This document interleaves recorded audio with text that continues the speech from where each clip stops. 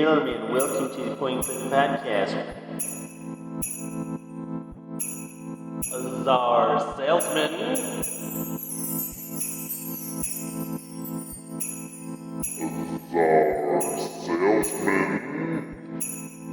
We pretend people care about our opinions.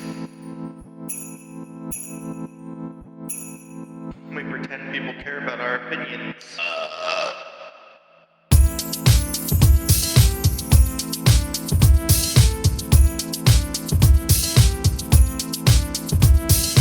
They're just a couple of good guys, virtue signaling their life away.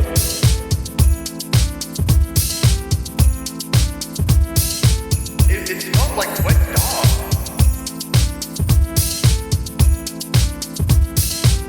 We pretend people care about our opinions.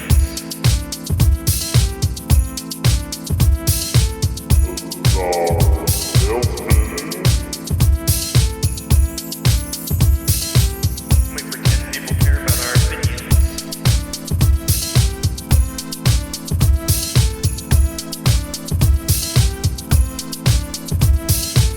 Ladies and gentlemen, welcome to the Point Click Podcast. They're just a couple of good guys, virtue signaling their life away. So stay woke, stay fresh. All right, ladies and gentlemen, welcome to the Point and Click Podcast. My name is John the Wise, and I have with me Czar Salesman, Hello. also known as David, and we have a special guest with us here today, High Shelf Gaming, Hey everyone. also Thanks for having me known on, man. also known as David. That's Yeah, right. way to dox us, John. Yeah, too Got many him. Davids. Got him. Please eliminate two. We got double down on David today. We got double D's today, dude. Hope you guys. Did you ever see what was that show, Idiocracy? Oh, with fuck the yeah. with the pimp named Upgrade. Oh he had my two God. D's for a double dose of pimping. That's immediately what I'm thinking here. Wasn't the joke in that movie that he was gonna come back to life into the future and like murder her? Yeah, the Yeah. end of it, Yeah. he goes into like the pod, right? Yes. Yeah. Look, man, And that's he's what we like do. he's like walking away from the trash pile. She can get me my money. Like he's You don't, Yeah. You don't understand. That movie flew under the radar, but that became like a fucking documentary eventually. Yeah, 100%. My favorite part is the when they walk into Costco and he's like, "Welcome to Costco. I love you. Welcome to Yes. Costco." Oh my God. Yes. Oh no, the Carl's Jr. stand where it's like you don't have enough money for big ass fries. Yeah, You yeah. don't have enough money to feed your children. Carl's Jr. is taking your children. It's like, oh my God. So dark. Dude, talk about Cyberpunk, which by the way, great. I'm a Segway king, all right? I'm a Let's do Segway this. fucking I like king. this segue. Oh, yeah, Lord. yeah. The Idiocracy is totally a cyberpunk future, isn't it? 100%. 100%. It's dystopian, corporate overlords. Oh yeah. Yeah. Yeah. That's what it's all about. Just a slight twist of everyone's gotten stupider. Yeah. Yes, its focus was on the idiocracy. A little Not twist. necessarily on the cyberpunk, but yeah. Just a little bit of a twist. Let me move my camera because But yeah, it had pretty much most elements of cyberpunk genre. So I met High Shelf Gaming in the Cyberpunk Twitterverse. Yes. Cyberpunk Yes. Twitter is what they'll call it. But yeah, we met each other. We are both Cyberpunk fans. For those of you that are watching from YouTube, you're watching from my Cyberpunk YouTube channel. And I used to do Twitch before I ever did any of the YouTube stuff. So this is like my home away from home, and then YouTube is like my vacation home, but then the Yeah. vacation home is like nicer. I don't know, this analogy, I got lost, all right? But no, we met over our shared passion for cyberpunk, and I think we really met on the Tarsorian Discord is where Yeah. we had our first real conversation. Yeah, that's right. That's true. But yeah, like all of that stuff, it's so exciting right now with the Jumpstart kit coming out and just tons of cyberpunk stuff hitting the scene right now. It's really kind of cool. Yeah, and I'm also doing another podcast with Luke the Goon in chat, also known as The Dark Future on Twitter, which is funny because like I was like, man, I'm too busy to do another podcast. I can't. But then like I couldn't help it. You're addicted to podcasts. I Yeah, just no, might I get be. it. I get it. Yeah, I got started on podcasting myself. So like all of our stuff is mostly a podcast, and then we like slowly brokered into Twitch and YouTube and all that stuff. Those areas kind of languish for us. Our podcast is where all the like edited stuff goes. It's where all like I put my like care. Yeah. And then on Twitch and stuff, I'm just like, fuck it, let's just talk and Yeah. let's play games together, and it's all good. But yeah, no, it's really kind of cool because I think you and I were one of the few that got kind of early releases of the Jumpstart kit. Yep. And so we were releasing very similar content at kind of the same time. As like, all right, I got to get to know this guy because like we're both hooked in, we're both like really passionate about this thing. And it's been awesome. Just on the back end, all the conversation we've had on the back end has been really nice. Yeah, and just the fact that I can count how many content creators for Cyberpunk there are, like on one hand, it's like if for us to not know each other and work together from the ground up right now is just stupid, and it would be short-sighted. So, yeah, agreed. What is it? It's like, I mean, gaming is already cooperative, right? Yeah, and like Dungeons and Dragons 5th edition is such like an overwhelming force. That none of us are really competing. We're all pushing this boat together. If we're making Cyberpunk content, we're all kind of in the same boat here, just trying to get it rode, downstream. Whereas like, the D&D folks have like motors on the back of their engines, and they're just, going as fast as they can. We are still hitting with paddles, like just trying to help each other out, which I love. Yeah, and I mean, it's going to blow up no matter what, especially when that 2077 game comes out. It's going to be insane. It's going to be so huge. Everybody's going to be wanting to play it. And I think it'll take the number 2 slot, maybe possibly in the future take the number 1 slot over D&D for like top tabletop game. I hope so. It's so hard. That'd be so awesome. It would be so hard to dethrone D&D though, because 5th edition is so good.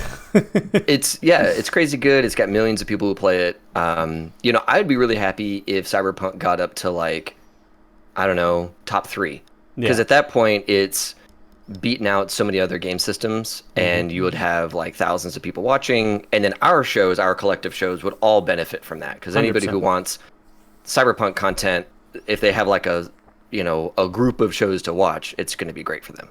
Yeah.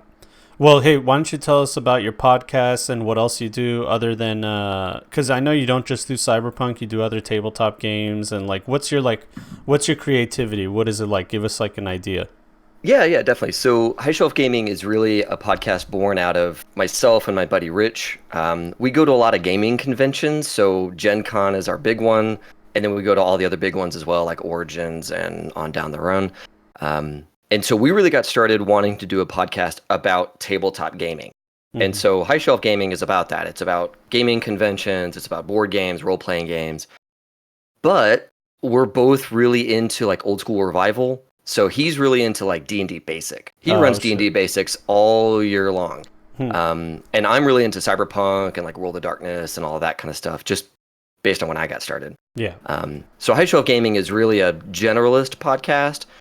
I think the thing that sets us apart from most other shows, though, we don't do a lot of game reviews. We certainly do those, but our focus is really around conventions. Talking about the conventions that we're going to, how to get to those conventions successfully. Yeah. Like, our biggest run of episodes is all around Gen Con, because Gen Con is so hard to get to, so hard to get your hotel even. So we have episodes dedicated to helping people figure that out so that they can, once they're there, they're having a good time and not like fretting about whether or not their hotel is getting broken into while they're gone. So all that stuff is kind of our gig. And then we got into Twitch and all that stuff doing actual plays. So I've got a Cyberpunk 2020 game up. We're going to be putting up our D&D Basic game, and our Traveler game just wrapped up. So, we're doing a lot of stuff. Like, I am very busy. Like you are very busy. Just making as much content as we like about the things we like, right? So the folks that tune into us just kind of like us, and they like the content we're talking about. We're kind of like you in that almost anybody can come on. Like, we're very permeable.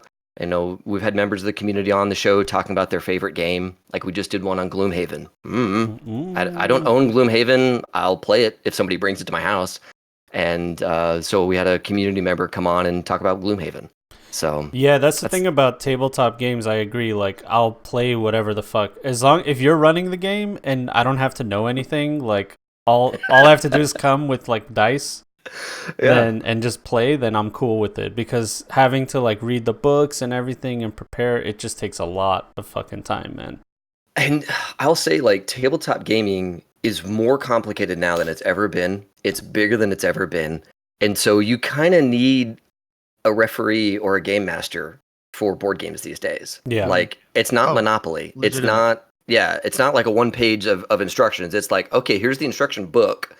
Someone needs to be an expert of this, like. Right. And not even just the tabletop games, like the role-playing ones, but I mean, just board games in general Oh yeah. Yes. are Yeah, higher that's what than I'm they've talking ever about. been right now.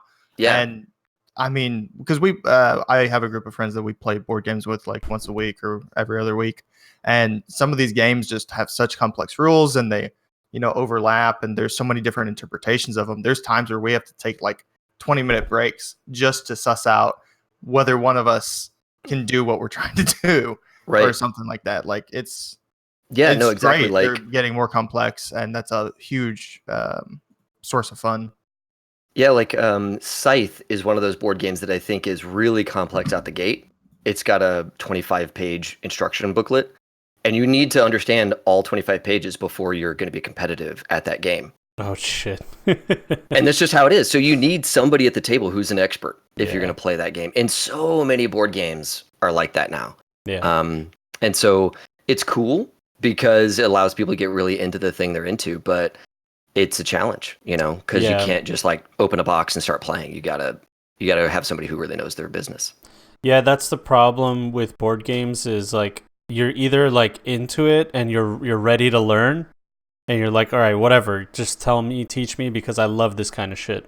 Or you're like all the people that I know. I pull out Betrayal on House on the Hill, fucking popular game, and they're Yes. like, what is this? What is that? It's too much. It's complicated. I'm like, dude, this isn't even fucking complicated, all right? Yeah, no, that's that's a good, easy introduction. I know, for dude. people that haven't played a lot of tabletop.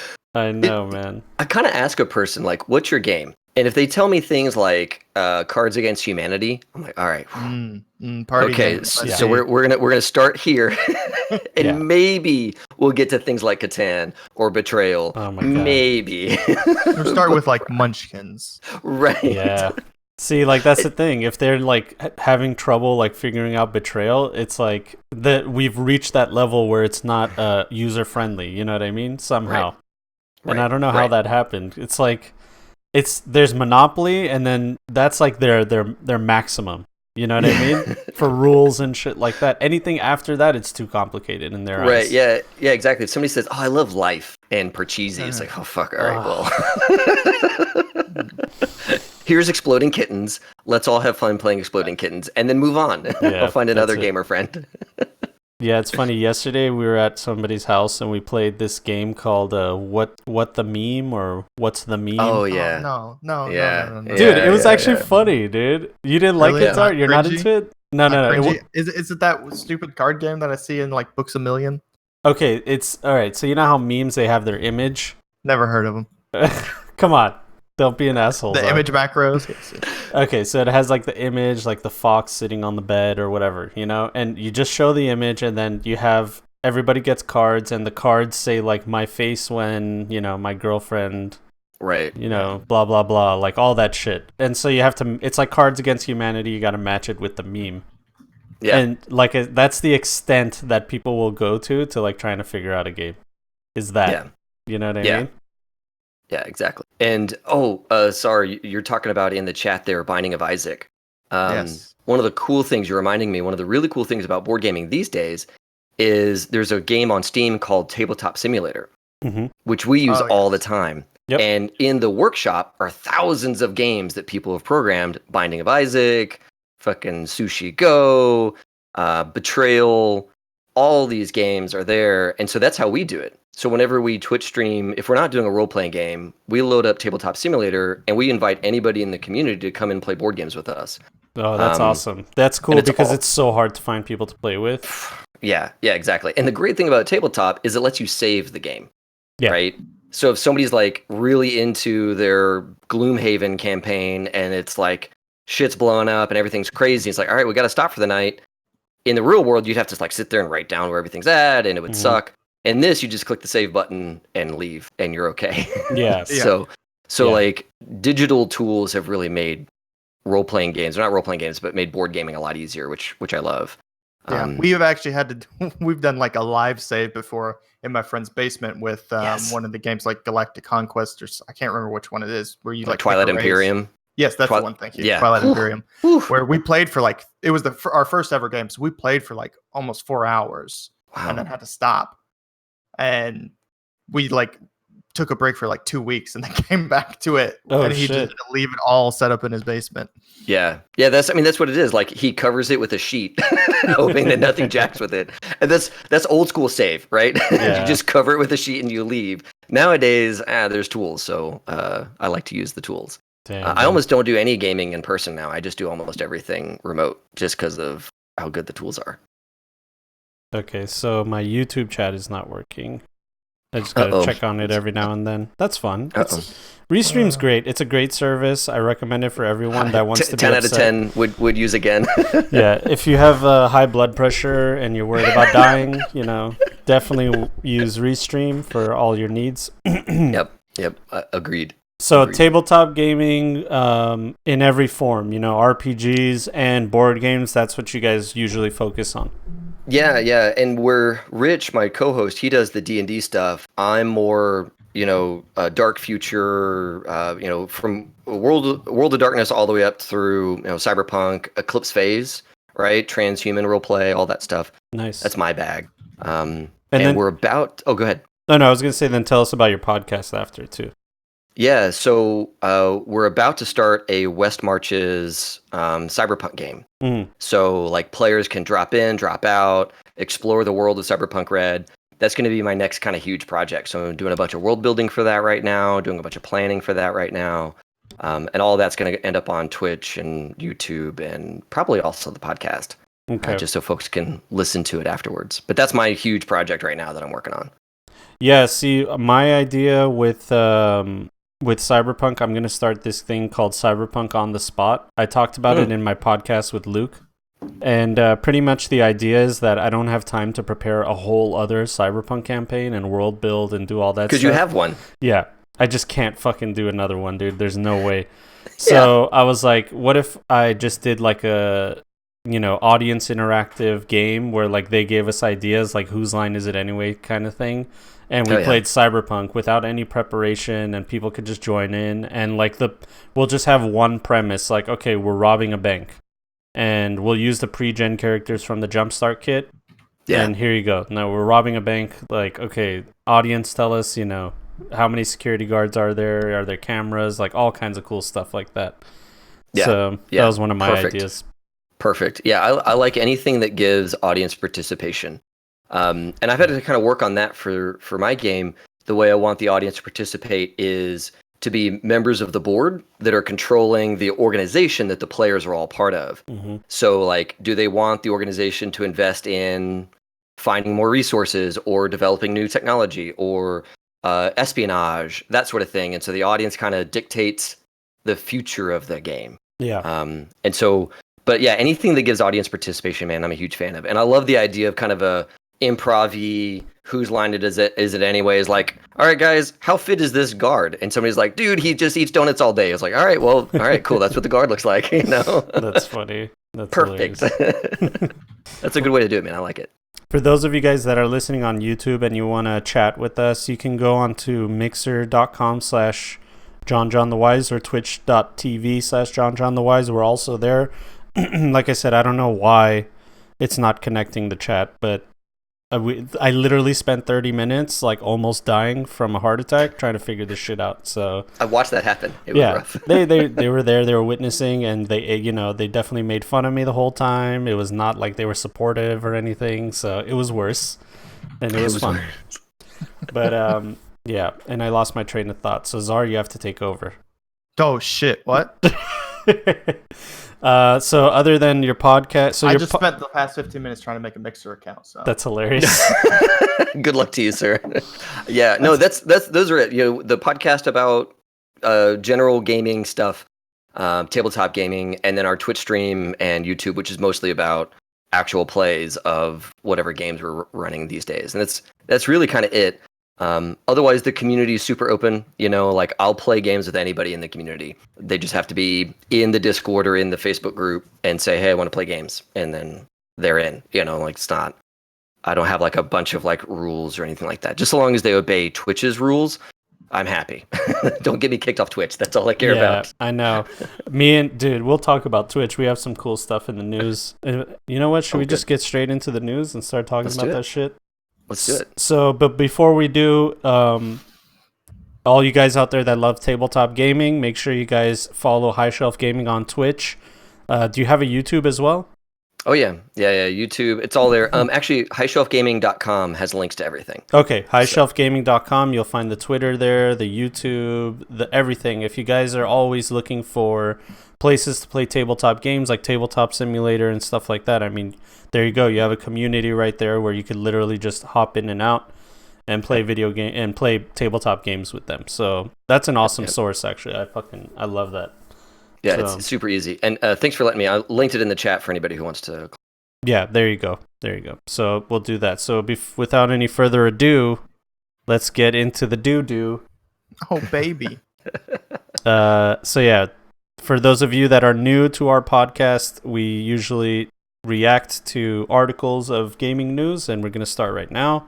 We have no content of our own, so we steal other people's. Exactly, dude. Exactly. Yeah. Shout out to everybody in chat, Insomdad, Jesus Christ, BPR John. Oh, there's another John. That's nice. And everybody from Mixer and YouTube, all you guys, shout out to you dudes. All right, 16-year-old Booga. Is that how you say his name? Booga?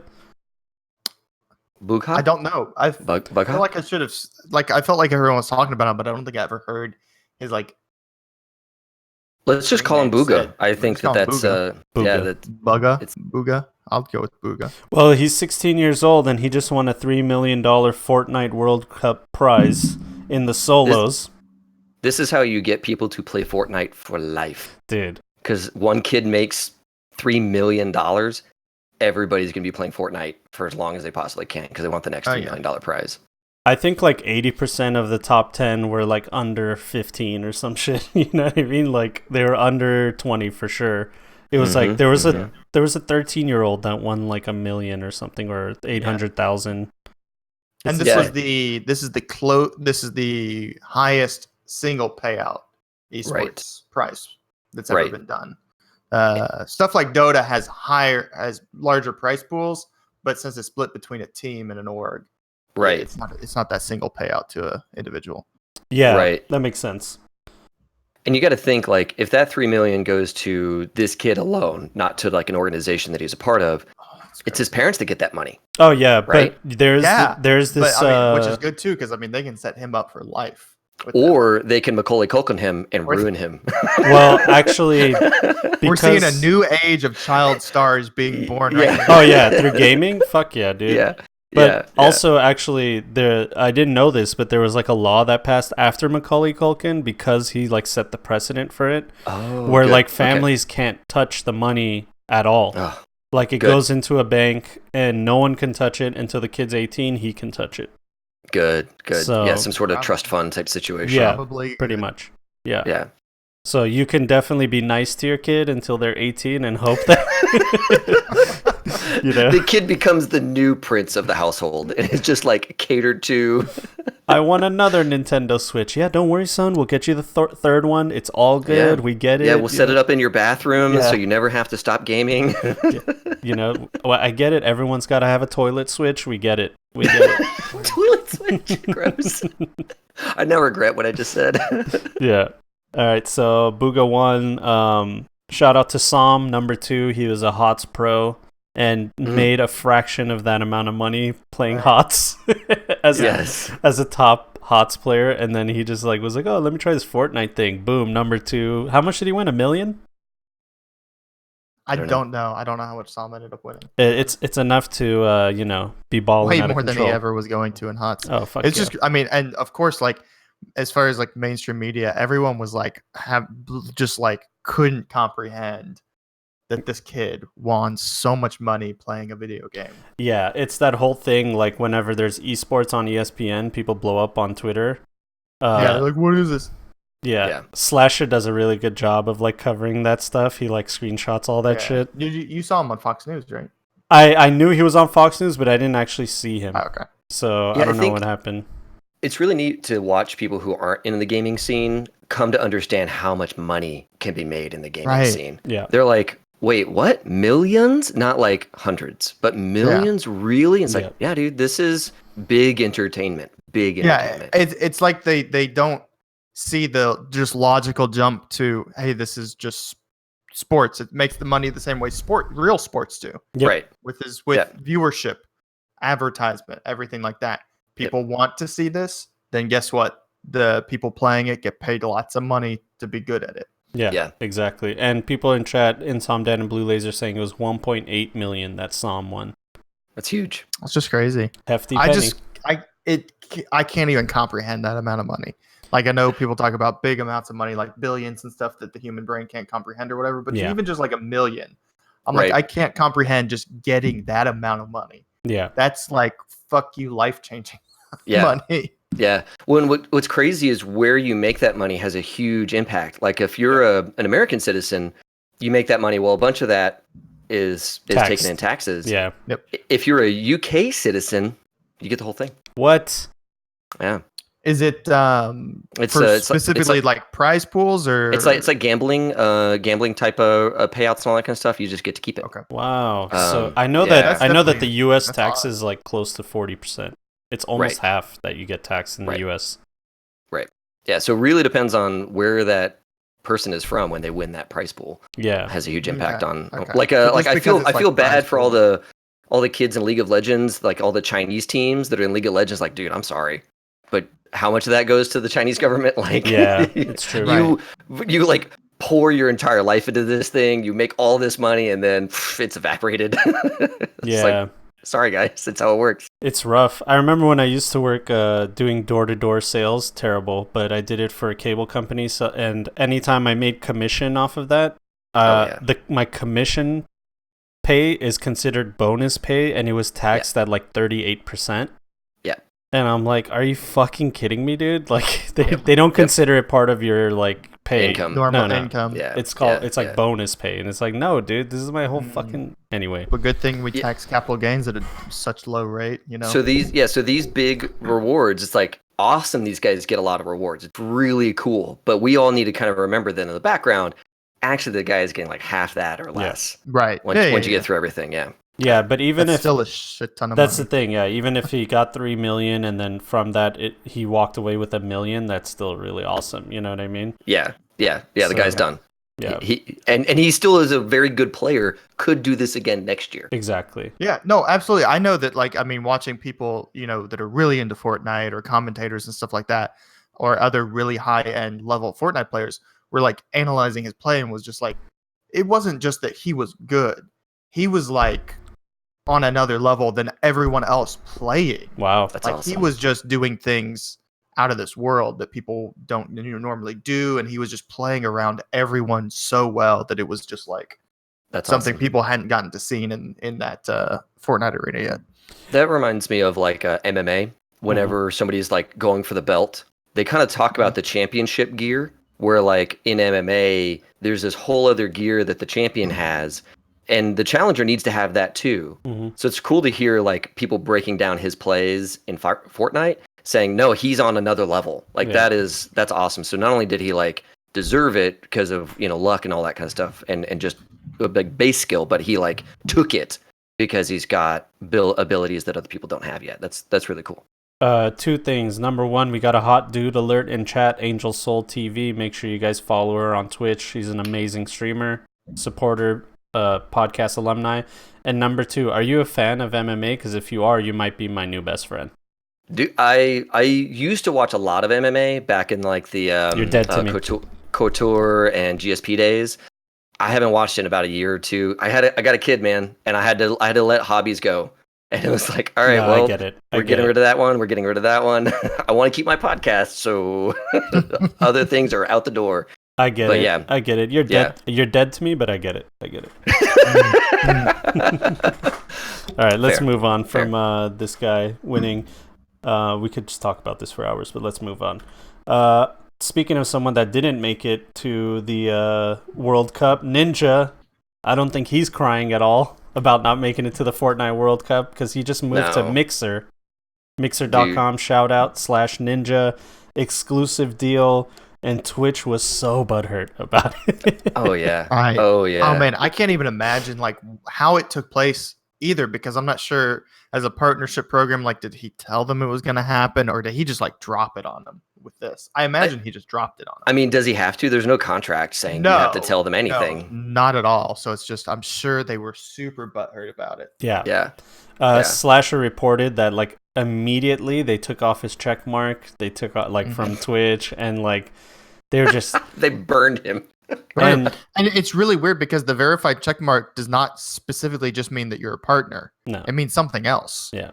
It, Because, it like- means that you are who you say you are. Right. Yeah. Because like yeah. PewDiePie, who is like is not a partner, was banned for a while. Like he still has his check mark on Twitch. Yeah, Yeah. But exactly. they removed ninjas for moving over to Mixer. Like they just Yeah. I Yeah. know. They cried rivers of tears over his movement. And you got to imagine that Microsoft paid him a bucket of money. Oh yeah. yeah. Oh, I think his projection from Forsen was at least a 3-year contract. That's Yeah. like a short-term contract for this kind of stuff, Mhm. and probably like 6 million or Each year. something a year or something I like thought that. he- Or he's I thought he was making like 20 mil a year with Twitch, just from Twitch.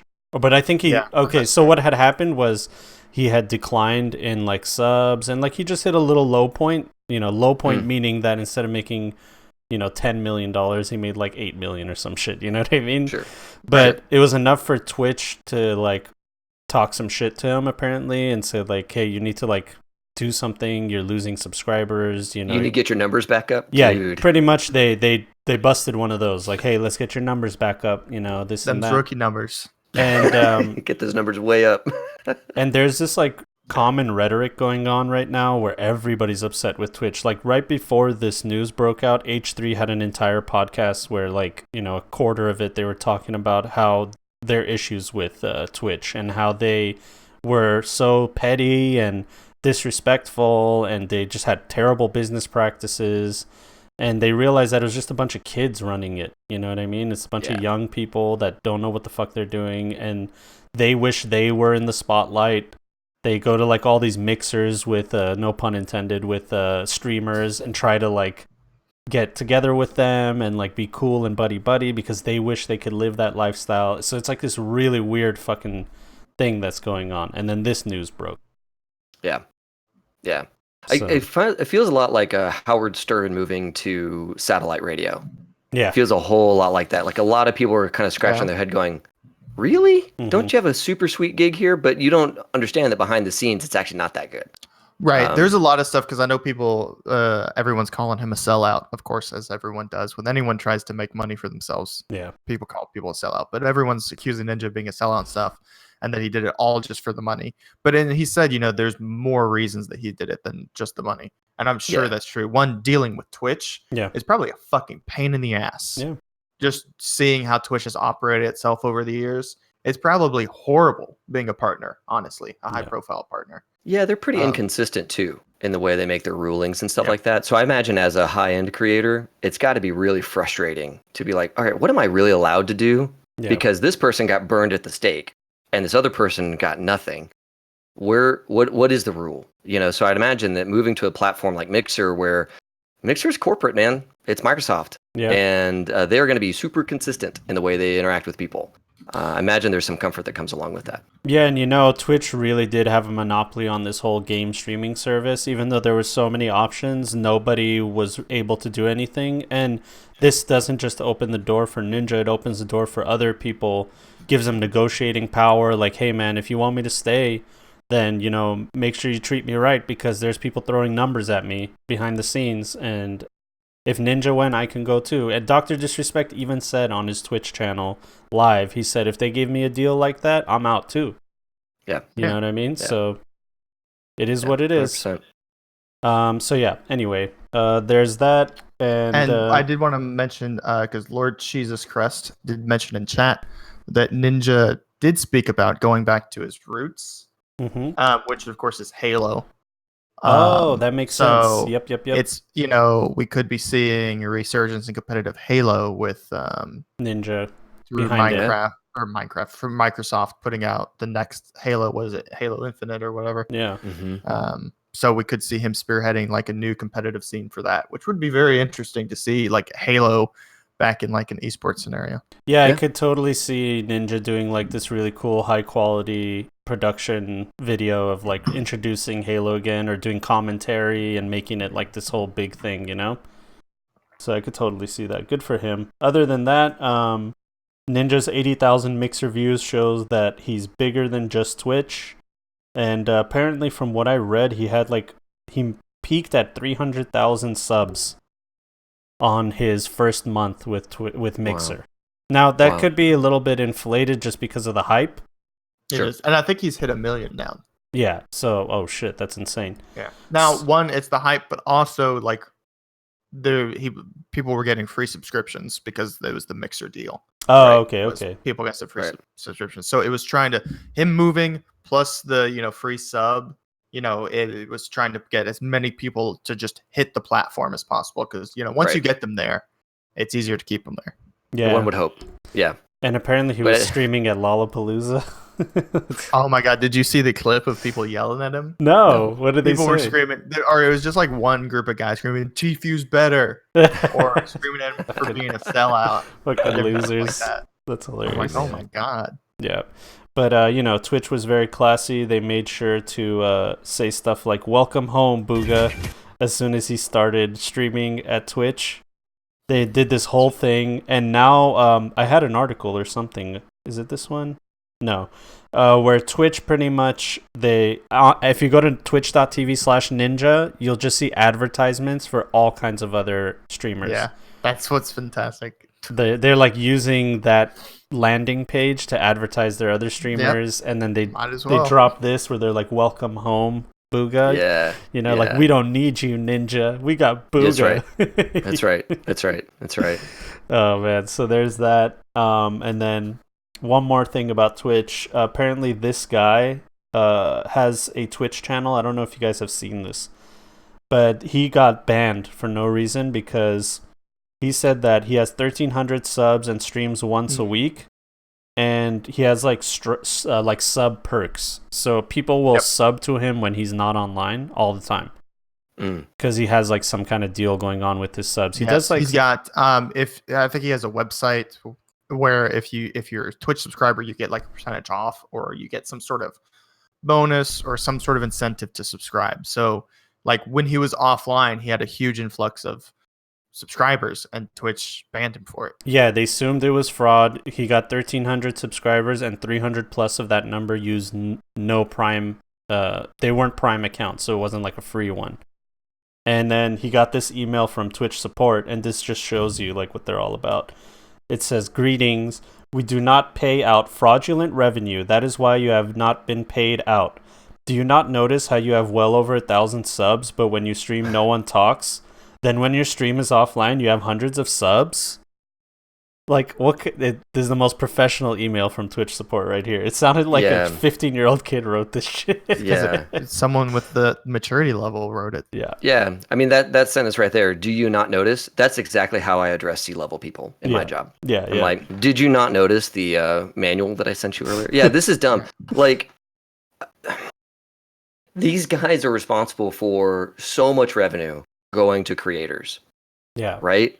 Yeah. And you need to like have someone at the helm writing these emails that understands the gravity of what it is, and maybe, I don't know, look up the guy, right? Like find him on Twitter, find his site, find what people are clicking on to get to this link. Yeah. Right? Yeah. And do Research. just I don't know, 5 minutes. Yeah. Figure out, is this guy a fraud, or no, actually I can see he has a whole thing right here on this other site, and he's trying to get subscriptions on Twitch so that you get rewards outside of Twitch or something like that. Right. And as far as I know, that's not against TOS. No.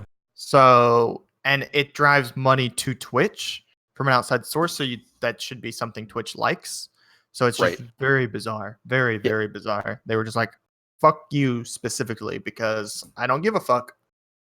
Yeah, I mean, it definitely sounds like they don't do any research, and they're very petty just from that email. And it took him like posting this, and went on live stream fails and Reddit, and then he told everybody, "Hey man, just hit up Twitch support and ask for a refund because they're not paying me, so you're not going to get the perks." Yeah. And then I guess all those people hit up Twitch support and they're like, "Oh shit, we fucked up." They didn't issue an apology. They didn't do anything like that. But a message from his friend says, "We have received an update. He can log back into Twitch." So they fixed the issue with no apology, nothing. I mean, does he get the money or do they keep the money? No, he gets the money.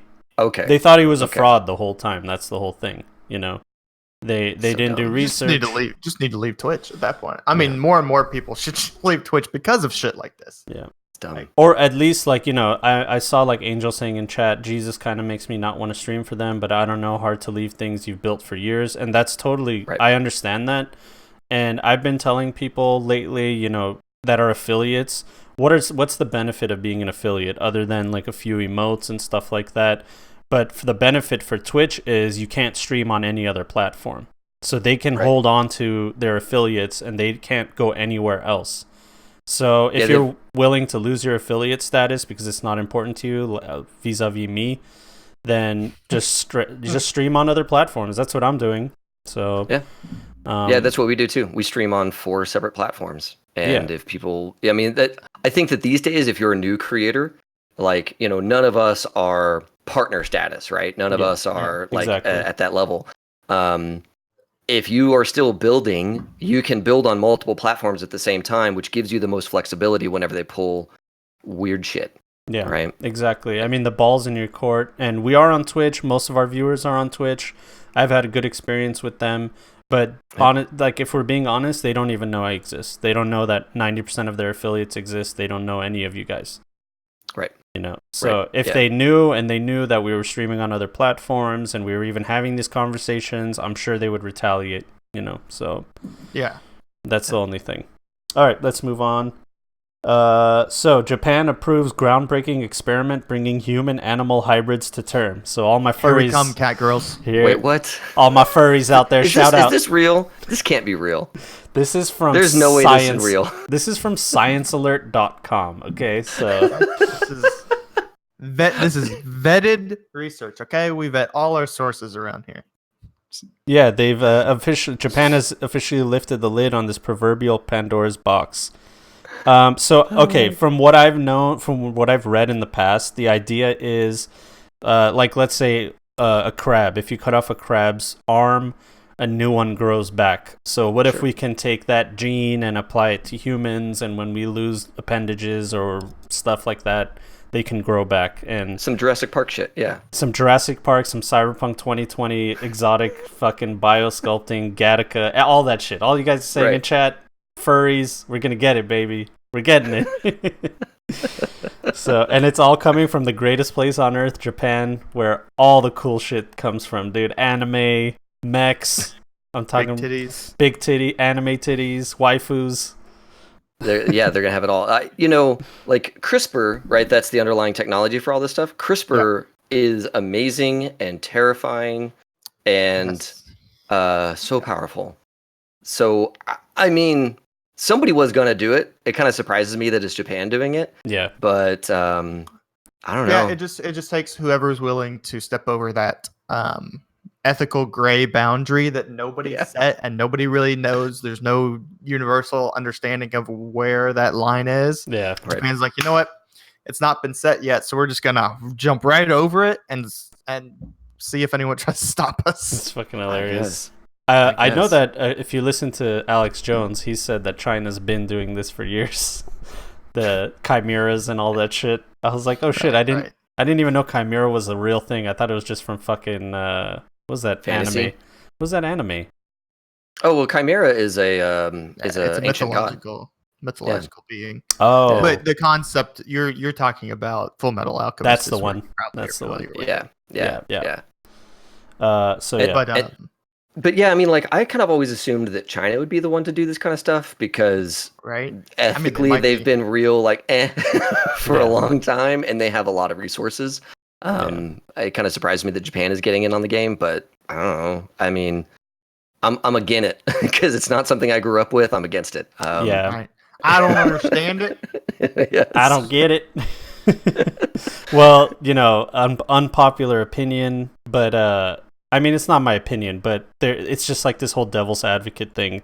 We know that the experiments that like the Nazis did on people were fucking terrible, but once our scientists got to take a look at the things that they did, they're like, this is totally unethical and wrong, the shit they did. Shut down the podcast before John said the Holocaust was good. No, I didn't say that, all right? God damn it. No, but the shit that they found out with their unethical research changed the face of science for a lot of people. Like, we learned a lot of cool new shit that changed everything, saved lives later on in life. So I think a lot of the medical stuff Mhm.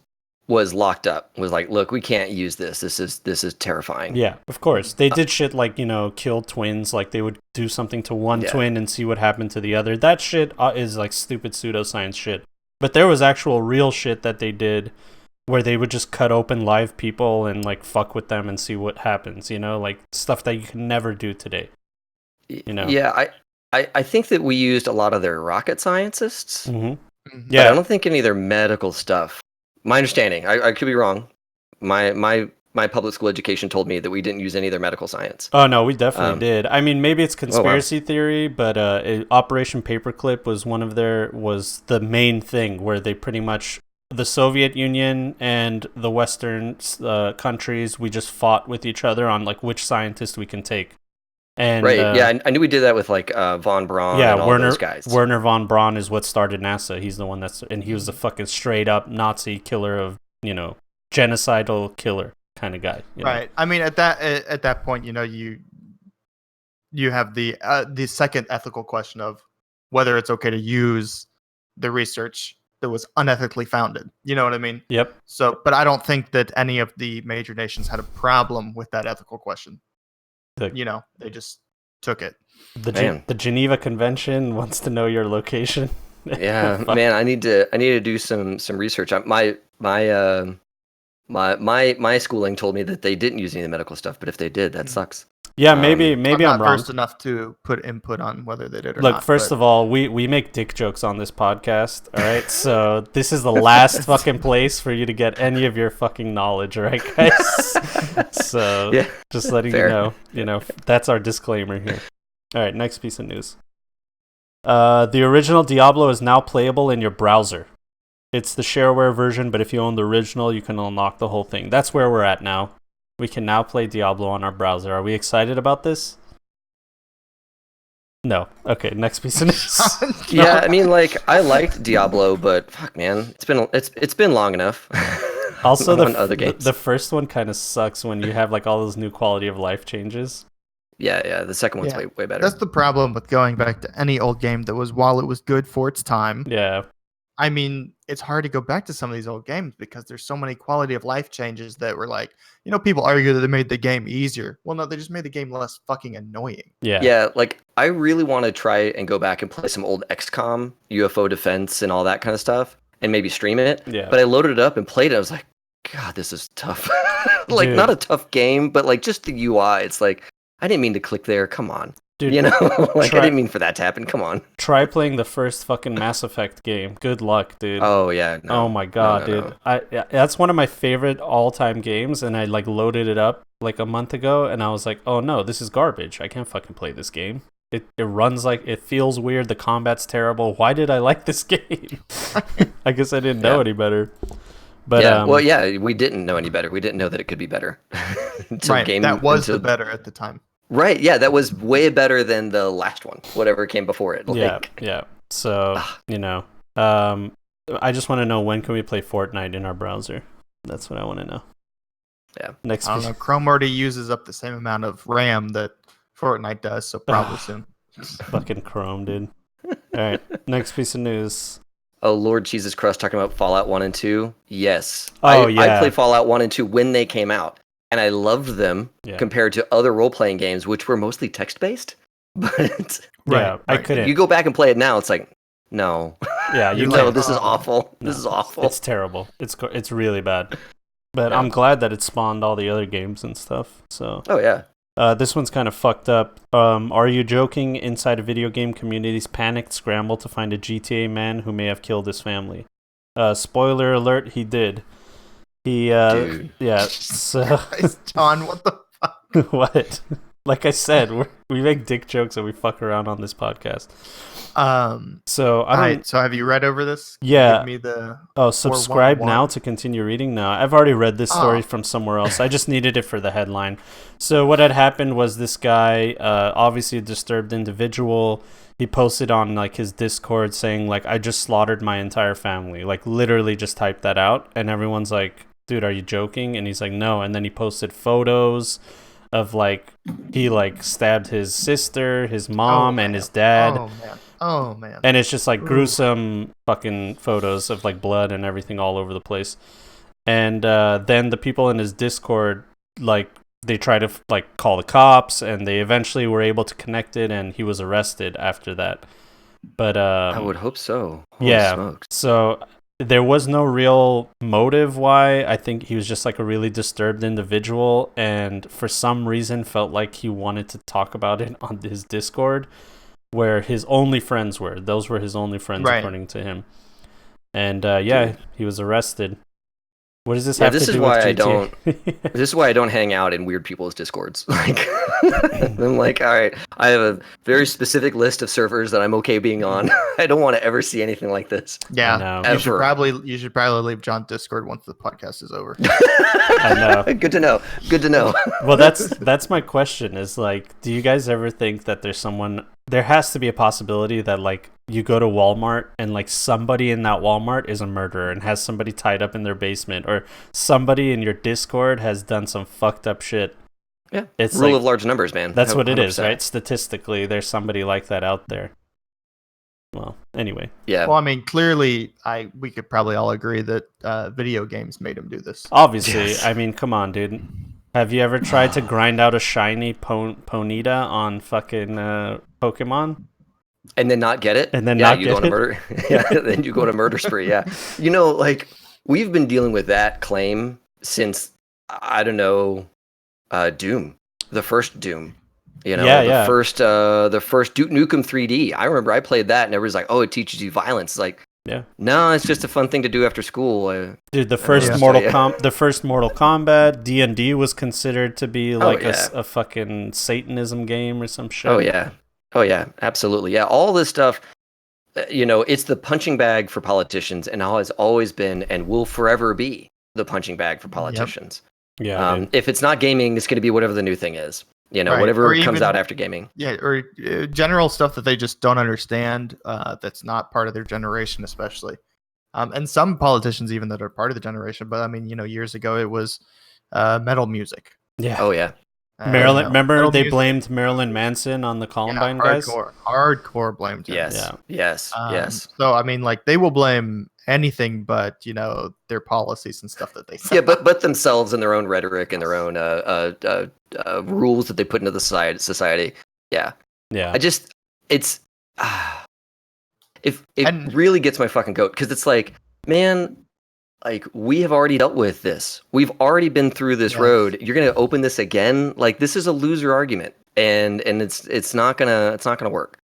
As long as there's enough people out there scared, you know, soccer moms and stuff like that believe it, you know, that's really their demographic. As long as their voting demographic is okay with what they're saying, that's really what they care about. You know, I think the gamer demographic is pretty freaking huge. Mm-hmm. And when you go around saying, hey, this thing that you love to do every day is villainous, the backlash to that is bigger than I think people realize. I think that it's a big mistake to say, oh, video games did this. I remember Tipper Gore did it, right? Al Gore's wife was hardcore anti-gaming. Yeah. Well, Al Gore never made it to president, you know? Like, like, there's plenty of people right now. I mean, but, you know, like the literal president saying it now. Right. or not McCain, Cheney's wife, or Right. all sorts of Right. these other people that are coming out saying it, and Right. it's just It's a mistake to go after games. It's a mistake especially to go after when gamers. even like right now you have Fox News of all places have someone on like Slasher It's all a distraction, dude. who Yeah. sits there and just schools them on it, and Fox News lets Slasher speak, and he's reaching, their core demographic, and he's saying, this is a settled argument. Yeah. Right. It's this isn't true. So Right. I mean, like, it's really not, I don't think good optics anymore for people to push that sort of angle where it's like entertainment causes these kind of things, because I do think that people see it as a stupid argument for the majority of people. Yeah, I mean, it's all a distraction from the real issues, and the real issues, 100%. I mean, we don't really get that political on this show because it kind of it divides people. But I mean, it's mental health and guns, dude. That's the issue that's going on here. We have a mental health issue in this country. We got all these kids on Adderall. We got opiates like flying off the shelves. And then we have these like fucking weird laws with gun shows where you could just fucking go and buy like 20 guns at a gun show with no background check and in different parts of the country. So it wasn't even an automatic weapon that causes all these violence. Like you could just buy it anywhere, like any fucking gun that you want, Yeah.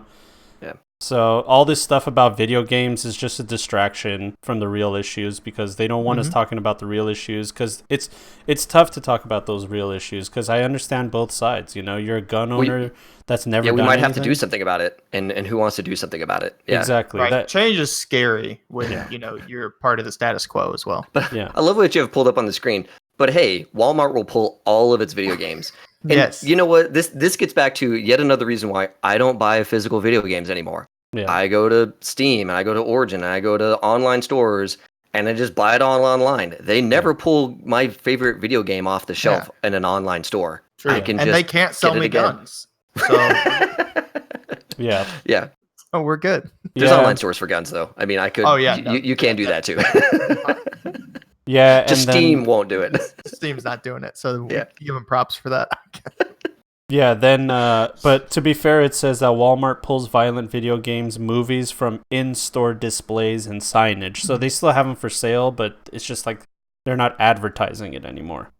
Oh, okay. But the slippery slope has already begun because after that, ESPN and ABC had made the decision not to air the TV broadcast of the X Games Apex Legends Dude, Invitational I am so mad about that because I of the love recent shootings. Apex. I know. I love Apex, and for them to get to fall for this, it's like, come on, Apex needs a win, man, and they I know, freaking dude. get yanked off. It doesn't off make screen. any fucking sense. That is big for Apex, like you're saying, because Apex does need a win. Yeah. They Right? do.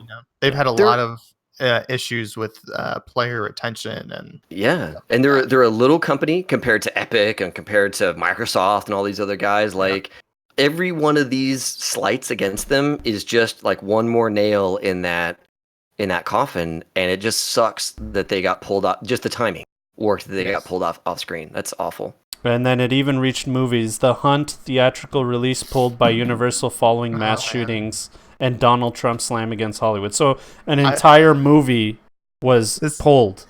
Did you read what he tweeted out about it too? No. What did he Just say? stupid asinine stuff. He didn't name it. He was the president of the United States was subtweeting about this movie, by the way. Just Okay. Wow. context of the world that we live in right now. Yeah, it's insane. But this show, I read about the movie. I haven't seen it, but this is what I've read about it, the plot and everything like that. It's basically a parody that's making fun of like outraged white liberals.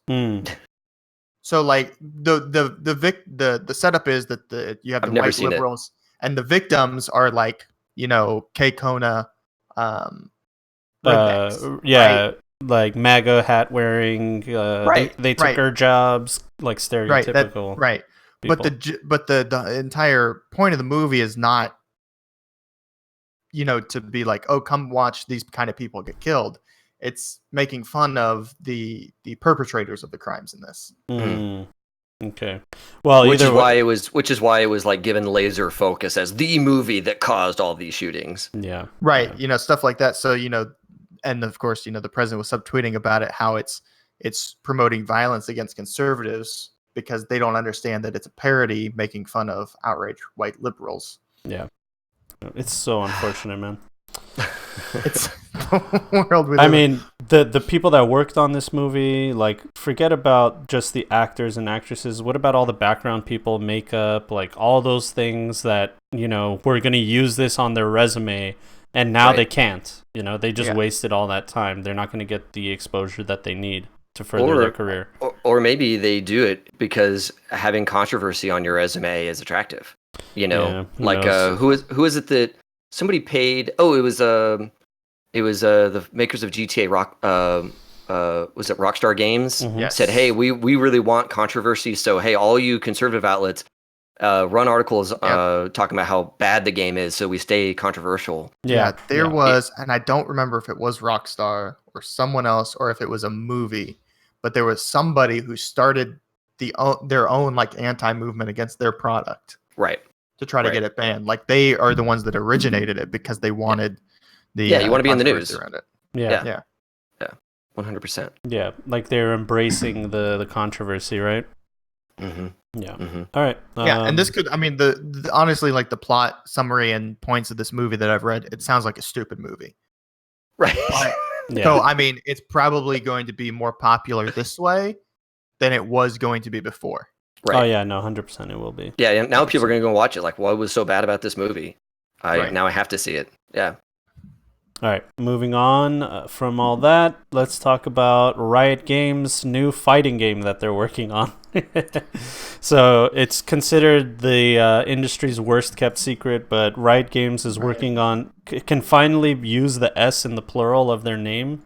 They get a second game. Yeah. Finally. Yeah. Does TFT not count, John? Huh? TFT now counts, it does, but Okay. now they actually have more than one game, and it's going to be a fighting game. And the question I have for you guys, I mean, what are the chances that it's going to be League of Legends characters in the fighting game? 100%. It has to be it has 100, right? Oh, Yeah. yeah. Yeah. Oh, yeah. Well, and those are the only You think characters they're allowed to you think use. they're making a new IP, John? Well, the people that are making the fighting game are they're like subcontracted. It's like the people that made it. Oh, then it's definitely League of Legends characters. Yeah, I was going to say, like, what experience does Riot have with fighting games? Zero? Yeah. Right? Yeah. So That- what had would that they one do? arcade game, right? The Joker arcade game they made a while ago. So, I mean, it makes sense they would that's sub it out to people who hopefully have fighting game experience, because fighting games are serious business. Like, Yeah. they have to be Yes. good, otherwise you get zero adoption and it's just wasted money. So, who are they subbing to? Do you have that? I forgot. I remember that they made a like niche fighting game, and that Riot just liked it. I forgot what it was fucking called, man. Maybe Czar can look it up. I'm checking out. It was like a 2D fighting game. Oh, the people who made Rising Thunder. That's the one. Here, Okay. let's look it up. Rising Thunder. Yep. Rising. Yeah. Thunder. Radiant Entertainment. Radiant Okay. Entertainment. Yeah. Let's see some gameplay of it and see what we're gonna get. So just imagine League of Legends characters. Oh, it looks nice. Yeah. That's what they were working on that game. Riot acquired them. Oh, so they were dude, it's a nice looking game actually. It looks like 3D Overwatch style cartooniness, but it's a fighting game. Yeah. I mean, if they get some solid like one frame links, then it's okay. Yeah. But if there's no interrupts, no movement cancels, they're not gonna get adopted. Oh damn, you know way more about fighting games than me, dude. Ooh, he's got the shit. fighting. You got the linko? Dude, my roommate in college paid his rent in 2D fighting games. He would go to Street Fighter tournaments. Oh no way. And do money matches, and he'd come home. He's like, "All right, I got rent for the month." It's like, oh damn, whatever you got to do. Ballin', dude. And so he needed a training partner. So I learned like how to do some one frame links on some Guilty Gear XX Reloaded or some shit like that, so that he could practice against one specific character. I was terrible, but I learned all the lingo. And you have to have depth, you have to have complexity for your 2D fighter to make it. Oh yeah. Oh yeah. There's this like standard for fighting games, like it has to have this complexity and it's like this battle that they have with like user friendly, like trying to get new people in, but at the same time trying to appease the fighting game community. You know, which is I honestly if I can say, the only esports that I really enjoy watching is fighting games because you don't really have to know that much. It's just No. like Yeah, you can see a guy get his butt kicked. It's like, exactly. all right, I get it. Like League of Legends and Dota, like when you're watching it, you don't know where like the cool thing is that happened. Just like, oh, everybody's dead on the other team. I don't know what happened, but you know, the whole The screen flashed 7 times and everyone's dead. Okay, cool. But I can understand a one-on-one fight, like when both of their health is like really close to zero and one guy wins. Like I know what happened. Like Yeah. one guy like almost died. There's a really famous video from, God, I think it was a Texas, like an Austin tournament. The Daigo one. Well, it was like a Chung-Li was doing her like 1,000 kicks thing. Yep. And and he was like parrying each one, and everybody's losing their shit. Yeah. And you could feel the tension rise. Like that is a famous video. My roommate in college, he was there. You know, he was like, "Oh yeah, it was such an awesome, epic moment." And so. Yeah. Oh, he was actually there in person? Oh, totally. Yeah, he was a competitor. I mean, he didn't get that far along, but he paid rent at that show. He got enough money out of it to make rent that month. Yeah, I believe that was the Justin Wong and Daigo. Those are like the two legends. They were playing Street Fighter Third Strike. Yeah, there it is. Yeah, Evo, there it is. Yeah, Evolution. The idea was that fighting game, I mean, we don't have to get too into it, but there's a parry system in that where you press the forward button right when you're about to get hit. And the window is like 3 frames. Yeah. It's tiny. And you negate the damage entirely. So it's not just like blocking, you take chip damage, but parrying, you take no damage. So he had nothing. No health. Yeah, he was gonna die from one hit. So he parried the entire super and then countered and did his super in one. It was like the most insane thing anybody's ever seen in their life. Yeah, and I think that as you parry, you charge up your own super bar. So by the end of it, he was ready to just mop the floor with her. It was insane. It was insane. Yeah. So yeah, I love that. So let's move on. Everything we've been wanting for years. Jackie Chan and Arnold Schwarzenegger's fantasy movie gets a release date. Yes. Did you? Yes. Yeah, it was Ken. Yeah, good call out there, Lord Jesus. It was Ken. Yeah. Ken. What did we say? We didn't say Ken? No. There was talk about whether was it Hugo or Ken or. Oh yeah, no, it's Ken versus Chun-Li. Yeah. Yeah. But yeah, so Jackie Chan and Arnold Schwarzenegger are going back in time. No, they're not. But oh God, Jesus, I was about to be like, no. So they're making some kind of movie called The Mystery of the Dragon Seal: Journey to China. So, you know, it's one of those movies that is not meant to do well in the United States.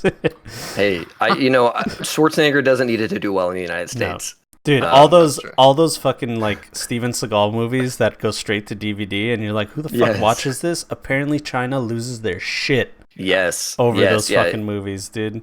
So yeah, I think we forget that the European market and the Chinese and Japanese markets are so huge. Oh yeah, that it's like whatever. They don't need to worry about us anymore. Yeah, it's insane. It's insane. Yeah, absolutely. And the tastes and like what they want are so different from the different cultures. It's kind of like crazy. Yeah. I mean, like, we cringe at, like, Steven Seagal still trying to be a badass, but for them, they're like, yeah, fuck yeah, Steven Seagal. Yeah, exactly. This old Saul, he can still kick young kids' asses. Yeah. Love it, you know? So, yeah, and Schwarzenegger, man, I'm a fan of pretty much everything he does, I love him. I'm honest. Like, he's got just enough, like, what is that, like, corniness to it, that it's like, all right, I can grin through the parts that would otherwise make me cringe. Arnold is awesome, and he's like crazy wholesome. Arnold's endearing. Yeah. He doesn't take it seriously. He doesn't take it seriously. That's the difference. Like, I hate to say it, I'm a huge fan of Jean-Claude Van Damme, but he still has such a major ego, and he still like thinks he doesn't understand the joke of it. That he's like kind of a joke. He doesn't get that he's the punchline. Exactly. He's like, come on, man. Like, but you are the punchline. You are what's funny. But Arnold gets it. He's like, I know I'm old. I'm no longer the Arnold that I used to be, so I can make fun of myself. It's fine. You know, it's all good. You know, it's all that stuff. And he's just coming and coming. He's always coming. Oh, it's better than coming. But JCVD is my life, dude. I never want to meet him because I don't want to ruin whatever the fuck I have in my life. Well, and to bring it back to Cyberpunk, Arnold did one of the best Cyberpunk movies of all time, Running Man. Oh yeah, fucking love Running Man. With the game show, and you end up in like a prison, a murder prison, like oof. I mean, it's 80s-tastic, so it's really tough to watch these days. But back then, it was like right on the money with a bunch of cyberpunky stuff. Yeah, and that actually, rest in peace, Radical Heights. That was like exactly what Radical Heights was. Don't stop John, it, stop it, Zart. God. It's coming back, okay? Stop talking about this dead game. It's coming back, okay? Oh my god. If How you guys, long I don't know has what's it been going on, dead? and at this point, I'm too afraid to ask. But this is Dude. awesome. have you never There played? was a Okay. 80s themed battle royale game called Radical Heights. That was, like 80s retro bombastic, whatever shit going on, right? And John loved it. Everyone in John's community loved it. It's They real were to jerking me, off man. together, and it died, just like full on, just like This is the plug one. pull, It's the one never coming community back. that loved it. Was Yeah. John's community. Pretty much. Pretty It was like, And to be fair, it was like 3 people in my community too. Hey, yeah. that's all it takes. Yeah. And the subreddit for this game, Radical Heights, is still active. It's Yeah. still active, and they just post about one day it'll come All back. right. Do we want to Just get? Do we crying want to get sad? continuously. Do we want to get And John sad? just continuously cries about this game. If we want to And get it's been sad, dead for like over a year. oh my god, the subreddit's gone. Oh, No my way. god! Did we just discover I'm that? sad. Oh I'm no sad no no for no you. no! The URL was incorrect. The URL. Oh no! was Okay, we're John just just- can't type. Yeah. So it died almost a year ago. Signed this petition to try and get RH back, Radical Heights back. It has 0 upvotes. Okay. Oh my god. Because people are so tired of these posts of like, come on, Oh is it my ever God. coming back? And there's Oh all these my sad God. face posts. There's a chance Radical Heights could return. Why? It's Yeah, terrible. no. It's terrible. Somebody was trying to pass around rumors that Elon Musk bought the company. that Oh produced my Radical god! Heights No, or it was something fucking like that? Justin Roiland from Justin Roiland. Yeah, he's okay. no, but Elon he Musk, did. He whatever. did buy it. He did. He did buy it. Yeah, So yeah, now yeah. people were like, "Oh, is it going to come back? Is it going to come back?" I asked him Yeah. in his AMA if he's bringing it back, and he like left a non-response. I'm pretty sure it's Yeah. here somewhere. It was like, there it is. I asked Justin Roiland in his AMA if he'll bring it back. That's so sad that I just had to scroll down a little bit and I found it. Yeah, from like months ago. Are you bringing it 2 back? months ago, yeah. And he says bringing Radical Heights to tubular lows will be the Kotaku review. That was his answer. So it sounded like no, he's not bringing it back. He just Sounds like a big old no. yeah, Yeah. big old giant no. So anyway, rest in peace, Radical Heights. Moving on. Here are Mixer's specific guidelines on what people, but mainly women, can and can't wear on stream, including that crop tops and strapless tops are adult 18 plus streams. So this kind of had a giant hubbub on the internet Yep. because Oh, yeah. they got Lots of angry so people. fucking specific that it was creepy. It was kind of creepy. Yeah. Yeah. Well, and also, again, Mixer is corporate, Yeah. right? Yep. Corporate is safe. And they come out with these kinds of guidelines, and people will say, well, hold on a second. Aren't I allowed to express myself however I want to express myself? Yeah, and then there's No. that. No, you cannot. Not then- on our platform. There's that other Like, thing. people are so mad. I mean, Well- I get it. It's clear what they're targeting with these Of course. terms of service. Right. They're Of course. saying we do not want Twitch. We don't want Twitch's problem, Yeah.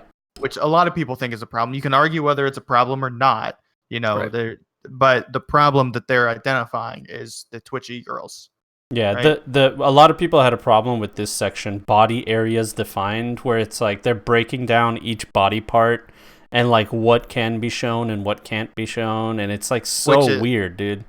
One, it's going after what they view, I guess, as a problem for like the younger crowd because they don't want that content for their family-friendly stuff. Yeah. Right. But also, they're doing it for a very specific reason. It's in stone. It is right there. Yeah. There's no Right. vagueness about it. There's a limit. There's a line. You know when you crossed it, and that's the end of the story. Yeah. There's Right. not this bikini streams and Amaranth, doing squats and Yeah. all this other stuff. That's Right. stuff that they're trying to avoid on their platform. Yeah, Right. like I said, they have a brand that they want to protect, and it's a private company. They can decide what is and what isn't on their platform. But Yeah, on the I other mean, hand, it is still fucking creepy that you're telling girls, like exactly what parts of their body can be shown. You know what I mean? Yeah. I think this is really just a product of Microsoft. Microsoft has way more to lose by letting a lot of scantily clad folks on their streaming service than they ever have to gain by allowing them to be there, right? Like Twitch 100%. is on its own. They're a streaming service. That's all they got. Yeah. But Microsoft is fucking Office. They're every corporate office processing tool. You can't have somebody not wearing a lot of clothes on a stream in the same company umbrella as you get your CRM. You just can't do that. And so they have to be very conservative in what they allow. Yeah, but like I said, I understand them wanting to have rules and them saying like this is where the line is, but the way they did it was so fucking weird, dude. You know, defining what parts of the bodies are and then saying stuff like no under cleavage. Yeah, no under boob. No under boob. Yeah. They don't want people body painting on their service. That's fine. See, that's the other thing. Like I've seen women on Twitter talk about it and they're like, what, maybe I want to show those parts of my body and not make it sexualized, like, right. And I kind of get There's a it. site for you. It's called My Free Camp. No, but the idea is that like, society has decided that this is over sexualized and like for like, let's say I'm a girl and I want to show like my chest a little more, and I don't think that I'm trying to attract that attention. I'm just doing it because I think it looks good and I feel comfortable with it, and it's nothing sexual. It's not my fault that everybody else out there considers it sexual. Yeah, I think that GTP78 and Katrina are making some really good points in here. GTP78, this is lawyer speak. Yeah, right? 100%. Microsoft has a building full of lawyers, not just a room full, a whole building's worth of lawyers writing this stuff out. And lawyers, they don't care. They're going to get as specific as they want. Yeah. Right? Yeah. And then also that, by writing this out, they're kind of implicitly admitting that, hey, these streams are seen in a sexual way, even if they're not intended to be seen in a sexual way. Yeah. Like they're really projecting a lot of their own internal shit on these streamers. That's what makes it creepy. That's why the creepy part is in, because it's like, is that what you think is sexual? You know what I mean? Like, I definitely understand that, but it's also it's what contextually society deems as sexual. So I mean, I understand this wanting to fight against these norms and stuff, but at the same time, as a corporate entity or as a platform, you also have to recognize the context of what society views as far as sexuality and things like this go. Yeah, like this is a reflection of their community, right? And Microsoft's community is professional business tools. Yeah. And in the world of professional business tools, a lot of stuff just doesn't have a place. They'd rather everybody just wore polos that said Microsoft on them while they stream. That's what they really want. 100%. Yeah, I think what's really important too, though, with all of this, like, I don't know, I would say that one thing that they should do, because I haven't read the terms of service on this thing or anything, I've just read the hubbub about it, but make sure that men are also not allowed to wear things revealing. Right, because that's the ultimate stuff. Response to this is like, I show up in a crop top and stream on Mixer and be like, all right, Mixer, what are you gonna do? Yeah. Right. They need to hold the exact same, like, it doesn't need to be gendered as much. Like, obviously you have to do, we're sexually dimorphic species, so you have to do recognize that women have different parts, but at the same time the rules should just be upheld the same. Just because you don't have tits to show doesn't mean you should just be able to show off your chest because of that. Right. Yeah, well, the good news is if you're upset about all this, you don't have to stream on Mixer if you don't want to. And right, but if we're getting back to our earlier topic of, well, Twitch is kind of shitty right now, and you're looking for alternatives, your alternatives are either Google with YouTube or Microsoft with Mixer, or there's not really those porno sites. Luckily, which is not an option. It's not an option. Luckily, it's very interesting because you have YouTube, which is far off. Like, their lack of terms of service on this kind of stuff is crazy. Just no nudity, basically. Yeah, pretty much. Then you have Twitch in the middle, and then you have Mixer on the opposite side. Yeah. They're going to be the super family friendly, conservative clothing. This is games, and this is going to be a very corporate environment. And Twitch is like this weird in between stuff. They're like, breastfeeding is okay. Body painting is okay. Just don't show the nipple. Stuff like that. Yeah. And then YouTube is like, hey, we'll pick up all your trash. Yeah. They got people that get banned from Twitch for saying, I'll do a porno at, this many subscribers and are twerking on stream. YouTube's like, hey, you can come over here and twerk. Yeah, do whatever you want. You can have lewds, you can have premium Snapchats, whatever the fuck you want, which I think should be allowed, So, I mean, there is at Why least not? like a variety in these platforms that you can choose from depending on your type of content or the type of content you're looking for. And Mixer is not going to be the type for this kind of content. You still have Twitch, you still have YouTube, so there at least is options. I don't think there should have to be some sort of uniform, like, you have to let everyone do whatever they want because of sexual freedom or whatever. Yeah, well, they also fucking make boatloads of money off of the things that they consider, Twitch, they consider to be over-sexualized and against their terms of service. And those people never get banned or anything because they know they make boatloads of money off of it, Right. Mm-hmm. So Twitch.tv is one of those websites that are not filtered out of like kids' browser permissions. Kids are able to go on YouTube Kids. They're allowed to go on Twitch.tv. And if you don't have to put a maturity content warning on your stream, then kids can watch it. And they know they're making money off horny kids. That's pretty much the exact thing that's going on, dude.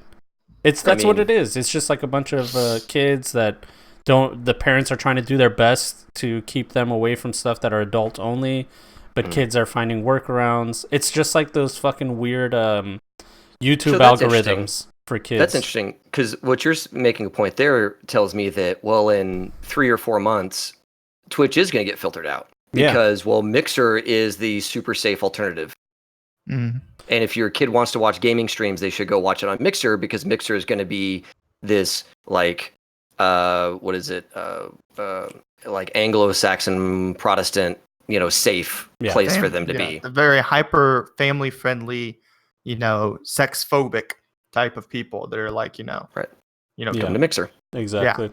And I think that there is going to be a big, huge, and especially with people like Ninja moving there, right? That's going to be huge. Ninja was already making himself family friendly. Yeah. Right. Self-enforcing it because he knew he had a younger audience. So I think this also plays into that as well. So this is also another reason they can have this kind of terms of service in this angle, because they know that they can target the people that, have safe search and parental guidelines set on their computers, but that Twitch doesn't offer anything like that outside of your self-imposed maturity filter, right? Yeah. Right. Yeah, and Angel's saying, I don't think as many parents are thinking actually monitor this stuff for their children. You say that now, but it's the number is growing more and more. That's the thing. Parental monitoring tools for children will blow you away. Yeah. They're used way more heavily than most people think. Yeah. Because like I can see, my kid he's too young to be on a computer, but when he does, I'll have keyloggers, screen scrapers, all kinds of stuff that are completely invisible to him. Yeah. He'll never know that I'm watching, but it's all there, super easy, cheap to free. Yeah. Right. The monitoring tools are there, and they're very powerful. Yeah. Yes. Very, very powerful. And it's not even just so much about, not speaking for you, but about control and stuff. The internet is a crazy, scary place for a lot of things that your kid can get themselves into. We all grew up when the internet was crazy, scary, but unmonitored. There were sites that don't exist anymore that used to be like all my friends and I went to that were horrific because we were just looking for the latest shock value thing. Yeah. Right. Absolutely. And it's just how it was. Yeah. Blue Laser, you're right. Some of the kids' minds are not developed enough to handle some of the stuff on the internet. Shouldn't have to deal with 100%. I agree. All right, let's move on. E3 Expo leaks the personal information of over 2,000 journalists. What idiots. Speaking of kids, my kiddos here. Idiots. Yeah, they here, let me get this guy over here. How does this even happen? There's Donnie. Idiots. There's Donnie making his appearance. He's 11 months today. Oh. Donnie looks awesome. Hell yeah. Man, he's big. What a hairy little boy. The big old boy. Look at that. Look at you, bud. Don't tap the mic, please. Okay, here, take the mic. Take the mic. All right, thank you. So apparently a bunch of journalists, their address, their phone number, their email, passwords, you fucking name it, dude, just got so leaked. dumb. and people like straight up said like I have to move now. There's people coming to my door. People blowing up my phone. Death threats, dick pics, everything you can imagine. Yeah. Especially like the Kotaku people, stuff like that. Oh yeah. All the Gamergate associated folks. Yeah. There's SJWs on Kotaku too that have said some stuff. So that there's like weirdos that. There's weirdos looking for him. Yeah. So it's super unfortunate, dude. This is why I love the sign in with your Google, sign in with your Facebooks, because those guys, they take account security so stupid well. Mm-hmm.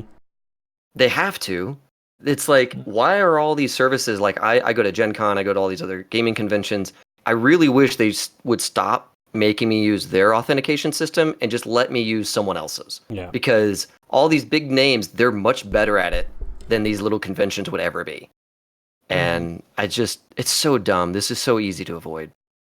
Yeah, I mean, it was literally like an Excel spreadsheet of like. I know. I was about to say, was it just some stupid one? It was literally unencrypted text document. Unencrypted Excel spreadsheet that like almost anybody could get into, and it just had everything, credit cards, whatever the fuck you think of. How do you even leak something like that though? They just didn't encrypt it. They didn't encrypt it. They didn't do a good job of hiding it. That's all it was. Yeah. So yeah. So that sucks. I mean, there's got to be. I'm looking. I mean, class action lawsuits, surely. Right? Oh, for sure. Yeah. Oh, yeah. 100%. I'm so glad I never went to E3. Yeah. Now that I think about it, because like E3 is in my bailiwick. That's a convention I would want to go to and talk about. Yeah. I'm now suddenly very glad I'm not going to it. Well, and I don't know if this is because I feel like E3's gets in trouble a little bit because was it Sony's not going anymore, right? Right. So I'm wondering if it's only a matter of time before others don't. Like I know E3 is much more of a investor conference, marketing conference. Well, it was originally it was. Now it's like open to the public and right. Yeah. But the purpose of them coming out there is usually to show more like marketable stuff, investor stuff, to show them that hey, we are doing. Hey, they were making money. I want to say in the early aughts, they were losing a lot of favor to like CES and other conventions. Because I remember when I was a kid, E3 was the place to get to. If you could get into E3, you were really important. And now, because they opened it up to the public, they're resurgent again. Like people are interested in going to E3, and E3 now matters more than it used to.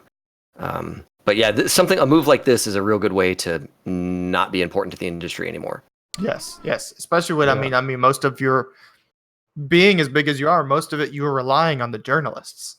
They're the people that are a big portion of the people that are coming, showing your stuff, all that kind of stuff. Like without them, how are you reaching your audience outside of just the people showing up? Yeah.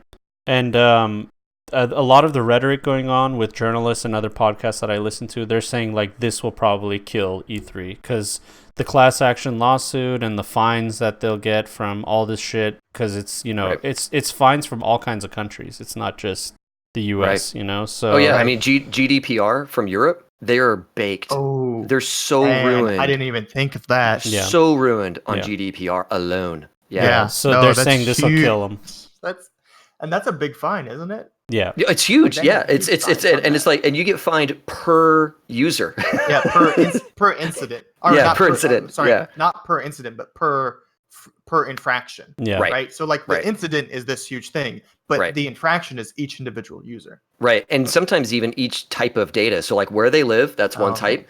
Password, another type. They are baked. Yeah, that's the whole point. It's huge. Yeah. And it's designed that way for this kind of reason. Yeah. So it's like, big leaks hurt you more because you impacted more people. Right. Yeah. So the idea is that E3 won't be able to recover from something like this because they were already hurting. I don't think they're that important. Like, I don't know. Do people still launch games at E3?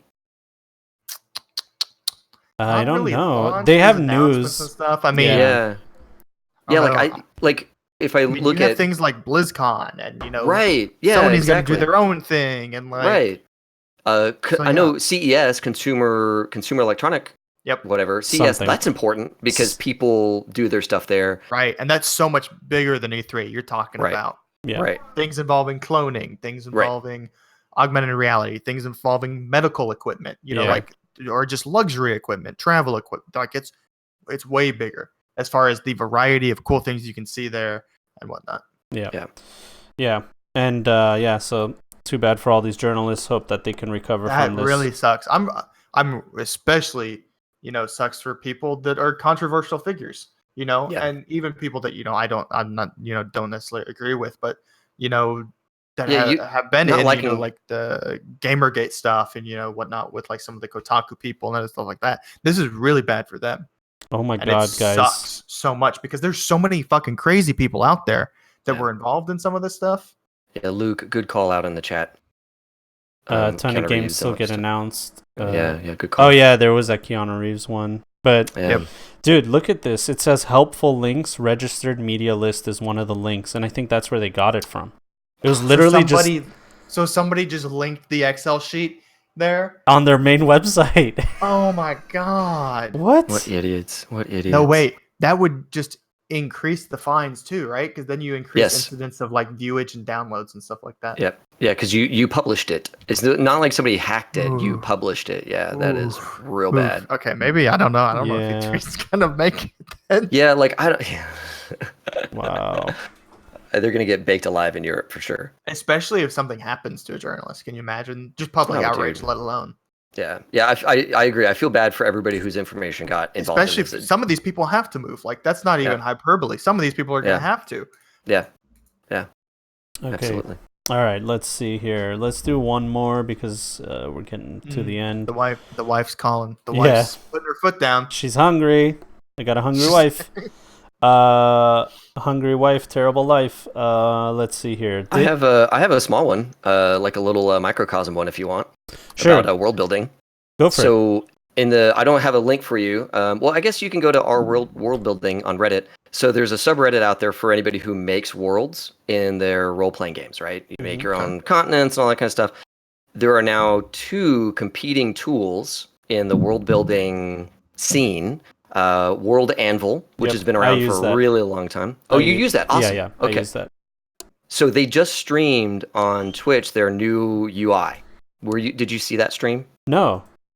Okay, so they're releasing an updated UI for their highest tier subscribers. So if you're dropping them like, what is it, like $80 or 100? I don't know their tiers, but it's like a really high end. If you're giving them a bunch of money, you get it's like Legend Keeper versus World Anvil. Maybe that's the search term. And they may, the mods of world building may have removed everything because they really don't want to be involved in a schism.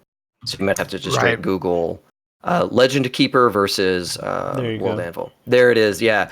So Legend Keeper is it's a one dude shop. They just started a new thing. They're still in like beta. Their beta opened 2 weeks ago. And this is the look and feel of that's World Anvil. Okay, so down below, this is Legend Keeper. Legend Keeper has looked like that for a while now. And like this thing? Yeah, that's Legend Keeper. Okay. And then World Anvil just released their new like top end look and feel on a new feature. It looks a whole lot like Legend Keeper's layout. So did they copy them or acquire them? Would not acquire, absolutely not. Oh. So they just potentially copied. It looks a whole lot like it. And so it's kind of funky because like Legend Keeper's beta started 2 weeks ago, or maybe 2.5 weeks now. And when World Anvil announced this, they said, "Hey, we've been working on this new feature thing for 2-ish weeks. Mm-hmm. We want to show it to you guys." And then they were showing it. It looked, if you scroll up, it looked like the new World Anvil layout. Similar icon, similar color scheme in some ways. The way it like navigates is very similar.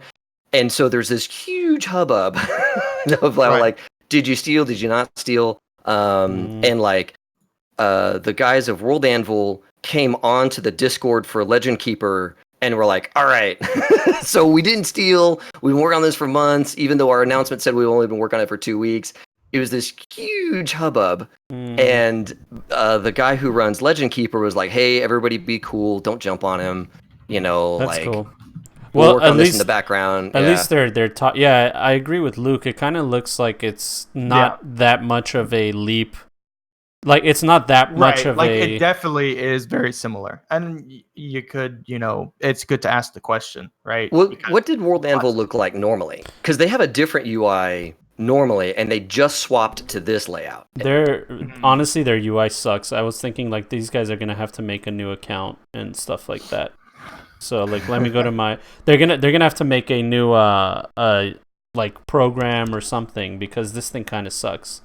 But pretty Gotcha. much what you do is like this is mine for my Night City game for my Cyberpunk game, and you just Awesome, make yeah. articles and then so like I have my main article as Night City and then inside of it is little sub things and inside those Oh things my are God, sub things. why is there a tree just like in the middle of the page? Yeah. So Yeah. this is okay. the UI, and then you go into this and you edit it.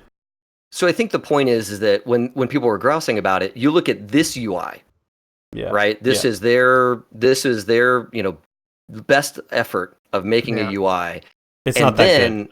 And then they came out with this new UI that looks a whole lot like compared to what you see now. Mm-hmm. Right. And then you look at Legend Keeper, you can see, oh, there's some inspiration here. Sure. The thing about UI, can't copyright it. No. There's no legal action that Right. can happen here. This is just a thing that happened. Right. Exactly. I'd also say, I mean, based off the UI design, I'm like, it looks like any server management tool as well. Exactly. Right. Like, yeah, exactly. Like Good. tons of things have this. I think where they were getting into it was like the colors of the icons and the shapes of the icons were very similar. right. That stuff. And this whole like left, yeah. But Yeah. either way, I don't it know. was a thing that kind of blew up. I want to That's say interesting. when was this posted? You're actually looking at the 2 days Patreon ago. post. 2 days ago. Okay, yeah. So this all blew up 2 days ago. Wow. And it's already calmed down, but there was like a very quick flash shitstorm in in our world building as people were like lobbing accusations at each other, and since then I think that's all been tamped down. But Yeah. it's kind of funky, this like really niche tool Mm-hmm. in like this really small space. I know. Runs into this exact same like who's taking from who, and this Right. I don't know. It was interesting to me to kind of see all this boil over in the last couple of days. Yeah. Um, Who knows? That's pretty funny. I mean, Yeah. it's definitely interesting because I mean, you can find drama and stuff pretty much anywhere, even in small niche communities like this. Yeah. Almost especially, but like, where it's just people trying to make tools for other people. You Right. still run into situations of either people stealing content, people stealing ideas, Yep. directly without variation or credit. So Right. you do have it. I feel like sometimes niche communities are ripe for that kind of stuff because if you Yeah. can copy other people but also win out, Right. Went out the public argument to say, well, no, Yeah. I wasn't, or no, I did. Yeah. and then get more people on it. I mean, bam, that's a great way to easily grow or something like that. Yeah, it's true. So, full disclosure, I am a small backer of Legend Keeper. I wanted to try it out. Okay. I've also tried out World Anvil, so I've been in both. Okay. Which Which but one do that's you how like? I found out about it. More. So I agree that World Anvil is busier and all that stuff. It has so many features. I like the prompts, like the things that it asks you. Like it's so good, Yeah. even for Cyberpunk. It has so many features. Yeah. I like Legend Keeper's approach more. So I'm currently building out my West Marches game in Legend Keeper. Because like what they do is you have this map, you can hover over an item on the map, it brings up an article preview, and then from there you can follow like nested links to other articles. That does sound nice. So it's like if I'm running a game in Legend Keeper, it's super easy for me to be like, all right, they're at the Arasaka Tower. All right, at the Arasaka Tower, this is the receptionist. Here's the cool secret shit about the receptionist. Yeah. I know that I can lay out. It's very easy for me to discover facts about my own world. 100%. Which is what I'm going to use it for. I'm going to use it as a quick reference tool. So Legend Keeper is kind of edges out in that regard. So that's why I'm using Legend Keeper. But Damn. World Anvil absolutely has tons of features and tools. So I mean, like they're both great. It just depends on what you need. I might have to like use World Anvil for their templates and then copy and paste it into Legend Keeper. You can, yeah, I'm sure. Legend Keeper is a $5 Patreon. It's free to try it out right now. Eventually, it'll be a subscription service, just like World Anvil. Okay. All right, let's do some rapid fire news because I do want you guys to see this, but we don't really have time to talk about it. Oh boy. Number one, Arslan Ash from Pakistan. We talked about him on the podcast before. He like walked 1,000 miles just to play in Evo. Oh yeah. He was that guy that like was out of nowhere and just like beat all the top guys. Well, he's the best Tekken player in the world. He beat everybody. He won the main. Awesome. Yeah, he's like a guy that like no one knew about, and he was literally, it's that story where he was just playing by himself at home, not on the scene or anything, and decided one day like, oh, let me see if I'm as good as all these other. Yeah, he saved up like $1,000 or something. Yeah, like which that is insane there. for him, like and his family and whatever money they make. So, yeah, his story's insane. If you guys want to know more about it, I recommend you go check it out because he literally won. He's the best Tekken player in the world, and his story's insane. Next thing is Resident Evil. Netflix is making an original series. It looks like it's based on The Mansion. So none of that weird Mia, what's her name? Malkovich, whatever the fuck her name is. Oh yeah. Malkova, John? Malkova? What's her fucking name, dude? That one? What's her fucking name, dude? Malkovich. Is it Malkovich? The other Malkovich? name is a porn star. Is it? Well, John's flipping there. Let's Google. Do not Google that on stream. So Mila Djokovic. That's Djokovic. Yeah. So there's that. I had some stuff here on what's available day one on Disney Plus. Czar said he will not support the mouse, but there's a lot of cool stuff. This is the list. There's a bunch of shit here. Oh man, I'm nervous about Disney and their own streaming service because they own like 80% of the movie making now. They own everything, dude. Fox, like they own. They don't own Sony, right? No, but they have deals with Sony to like make movies together. So Jesus, yeah. Like that's whole Far From Home thing. Yeah, like that's what makes me nervous is that like they own all of these movies, all of these properties. Hulu and Netflix are just. Yeah. I mean, they're screwed. Yeah, no, it's bad, and it's it's not a good thing. It's not a good thing for anyone. Okay, next rapid fire thing. So remember the FTC, the Federal Trade Commission, was doing an investigation on loot boxes finally in the United States because it was like a precedent. Other countries were doing it, and they found out that they would make deals with streamers to open loot boxes, and then they would fuck with the results on loot boxes live while they were opening them. I'm just saying, hey, Origin, Apex, you guys, if you need me to open some loot boxes on stream, you just load in those epics, baby. Load in those legendaries. I will happily open those loot crates for you. I will sell out. I'm ready to sell out, baby. Anytime. I mean, obviously this is shitty, right? Yeah. Obviously this is shitty for the people who play the game and actually give money to these games. Right. To know that there's a rigged version for Twitch streamers only. Right. That sucks. Yeah. But it's like we've been here before. Yeah. Just with different things. It's reminiscent of the whole those websites that you do skin trading and stuff like that on. CS:GO Lotto. All the CS:GO Lotto stuff. All of that stuff was rigged for all the videos that were being. Not all of them. Some people were doing. But the key ones, the ones that mattered. But the key ones, the people that were involved in ownership of the sites and stuff like that. Looking at whatever his name is. No, I can't remember his name. Phantom Lord? Nah, who cares? Whatever. So there's that. So FTC is looking into it, and we'll see what happens from that. Next, Discord will soon offer game streaming, but it's very different than Twitch. So speaking of, Mixer and all those, Discord is trying to do their own kind of go live for its desktop activation. They should. 100% they should. Yes. They already have the audience. You got people on it. You got people actively using it. It's the chat is great. Speak. Yeah. I mean, the emotes alone, the fact that I can just have tons of emotes on my server, whereas Twitch makes me like grind for subs so I can get one more emote. Yeah.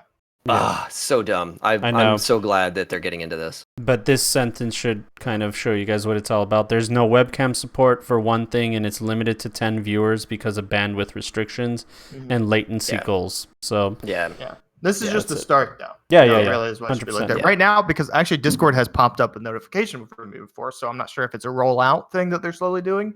Discord has tried to get me to stream things to friends before. Yeah. I don't know if that's happened to y'all yet, but like Yep. if you're launch a game or some Discord, be like, hey, stream League of Legends to friends. Yeah. So this Yeah. is how they're starting. So this does kind of thing. Steam. They're just Steam. testing. Yeah, Steam does the same thing. They're like, You oh, can you watch go your live. friends on Yeah. Steam. Exactly. Steam is the same way. Yeah, these guys really need to get hooked up with Akamai or one of the big global CDNs so that they can just not care about bandwidth anymore. Yeah, they're getting there, man. They're getting there. Yeah. Yeah. All right. Now, last one in news that you didn't know that was news. Disney just scrapped Mega Man, Magic the Gathering, and the Sims movies. I am Wait. appalled Yeah. that they would cancel anything involving Mega Man. Yeah, we're filing this Yeah. under the category of didn't even know that it was a thing, and now it is no longer a thing. And That's really now frustrating. I'm very upset because Mega Man is one of my favorite IPs of all time. Dude, and Magic the Gathering is really cool too. Like they have a really good world now, and it sucks that they're not going to do a movie about it. Holy I'm sad. shit. I think Netflix is doing a Magic the Gathering series, isn't it? It was, yeah. Yeah. Okay, well, if Netflix is probably going to move forward, like redoubled. It's like, now we have all of the Magic the Gathering audience. Right. Like I was just about to say, I'm pretty sure we talked about this, but I realized no, it was the Netflix series. Yeah. There, So that's look at interesting. this. It says nearly 300 films have been Wow. canceled. I guess that's See, normal. That's not normal. Like That's not normal. that's the problem with one studio owning all of these products. Yeah, Is that they can just full swipe. All right, there's 300 things that just don't get to happen anymore. because they're not going to make That's- us money. So fuck the artistic value. Right. Not- Yeah, because you're you're not not gonna Star make- Wars, you're not the mouse. Get the fuck out. Yeah. You know, like that's bad. We need more film studios so that I don't know. There's not just two properties getting published every Yeah, month. there's the Netflix. Yeah, one. there's a I want Netflix one. someone like Pixar to do a Mega Man show because Oh, I really yeah. wouldn't want Yeah. Mega Man to go the way of Sonic. Right. Yeah, that's true. Right. Yeah, you want it to be good. You want it to look I want it good. to be good. Yeah, Exactly. Oh, and the Russo brothers. Oh my god. it's the Russo brothers doing Magic. That- Okay, they're doing the Yeah, ones. so I Okay, guess- okay, yeah. good. If they're the ones doing it for Netflix, I'm happy Yeah, yeah. because that's the thing. Russo brothers are so fucking good at their job. They really are. Oh, I love it. Other notable canceled Fox films, this is great, include Chronicle 2, which I don't know what that is, Flash Gordon, The League of Extraordinary Gentlemen, Oh, dude, What that's the rough. and a Die Hard reboot called McLean. Okay. All right. Chronicle 2 would have been the sequel to Chronicle, which was where the friends get psychic powers. Oh, yeah, Lost that looked footage terrible. Style.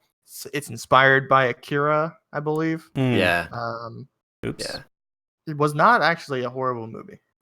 I'm okay with McLean getting canceled. Yeah, Yeah. me too. Like, Because of I'm really happy with where the Die Hard franchise is, and I don't need them jacking with it. No. Some things just need to be the way they are, and like, let's not fuck with it.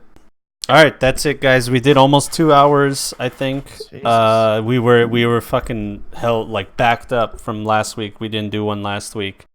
Yeah, Before we sign off, next week we are having on Triple S League. Super cool. Yeah, Subsidian from Triple S League. I don't know if Ash is going to join us or I don't know who. There's like multiple people in that organization. So they're going to be joining us.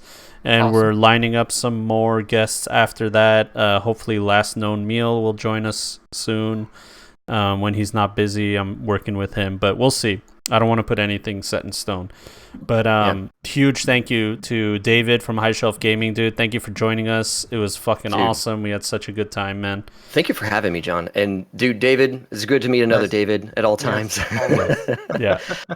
This was so much fun. I really am thankful that you guys brought me on. This has been a blast. Fuck yeah, man. Make sure, let's blast out your stuff again. Highshelfgaming.com. Make sure you guys Yep. go there.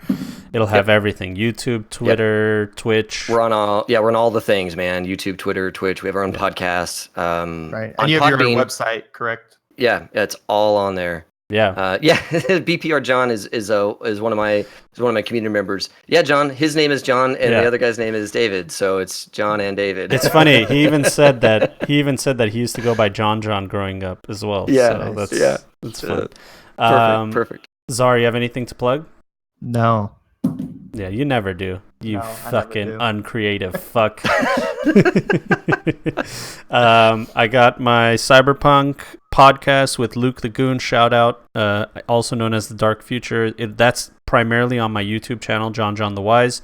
Make sure you guys subscribe to the Point and Click podcast on YouTube, the Wise and Sassy podcast that I do with my wife that will be which we'll be doing later today. And I can't remember anything else. Yeah, stay tuned for Cyberpunk stuff, real actual play, stuff like that. Yeah. And I think this isn't the end of High Shelf Gaming and our collaboration. We'll be doing stuff. No, we definitely want to do more. Yeah, 100%. we're gonna do some more stuff in the future, and I might get rid of my old David and get a new David. I don't want the co-host job.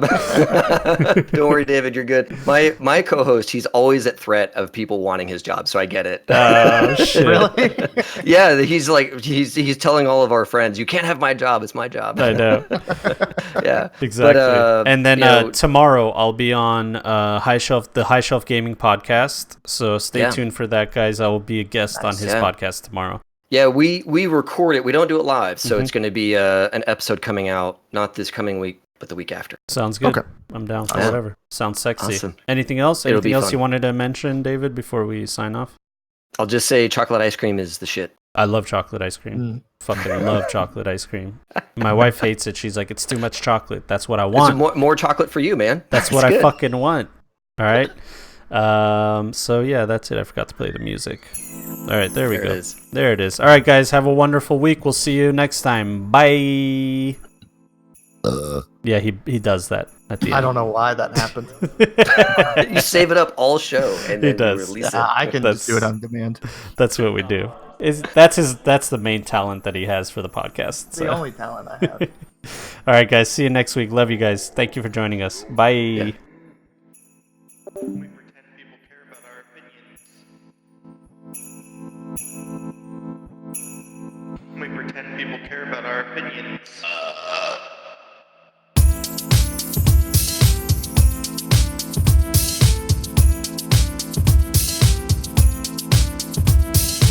There's a couple of good guys, virtue signaling their life away.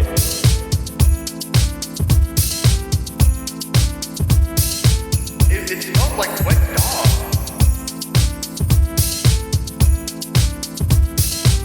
We pretend people care about our opinions.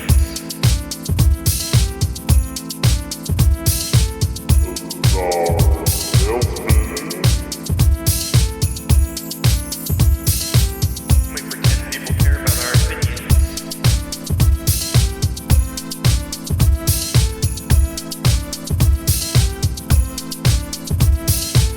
Ladies and gentlemen, welcome to the Point Click Podcast. There's a couple of good guys, virtue signaling their life away. So stay woke, stay fresh,